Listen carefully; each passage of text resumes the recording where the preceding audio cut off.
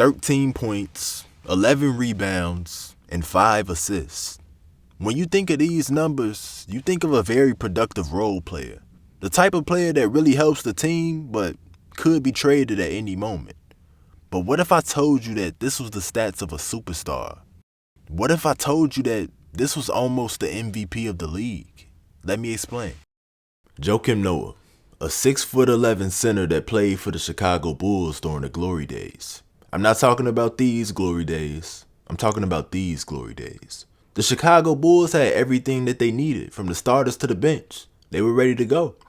Joakim Noah was bringing the energy, and Derrick Rose was going to bring home the championship. That was the plan. But sometimes things are just too good to be true. Every year, they were getting closer and closer to going to the finals. Everybody was getting better on the team, so it was only a matter of time. But out of nowhere, the unthinkable happened. No one could have seen this coming.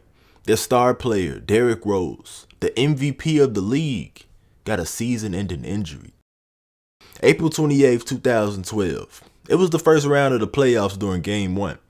Derrick Rose was on fire as usual, close to having a triple-double with 21 points, 9 rebounds, and 9 assists. He was getting active. And overall, it was a good team win.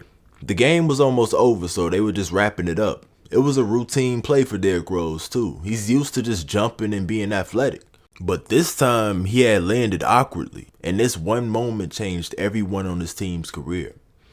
Now, the Bulls were still a good team, but after that injury, they knew they didn't stand a chance at going to the finals. So basically, the season was done.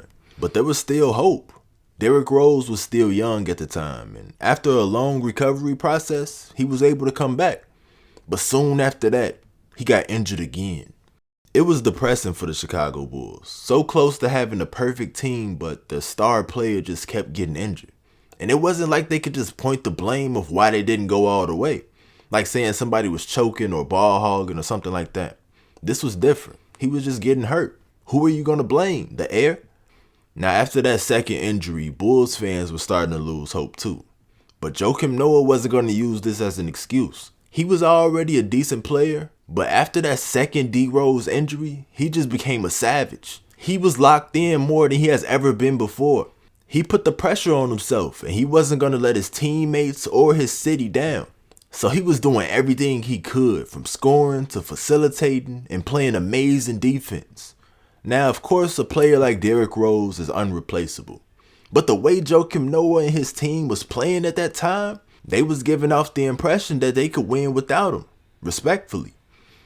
Like I said earlier, Joakim Noah was averaging 13 points, 11 rebounds, and 5 assists a game. In that same season, he became an all-star and a defensive player of the year, and he was in the MVP race. Number 1 on the list was Kevin Durant. Number 2 was LeBron James. Number 3 was Blake Griffin. And number 4 was yours truly, Joakim Noah. His stats really don't do him justice, y'all. The way he impacted the game was unexplainable. It was one of those things where you would have to be there to see it. It was special. Peace.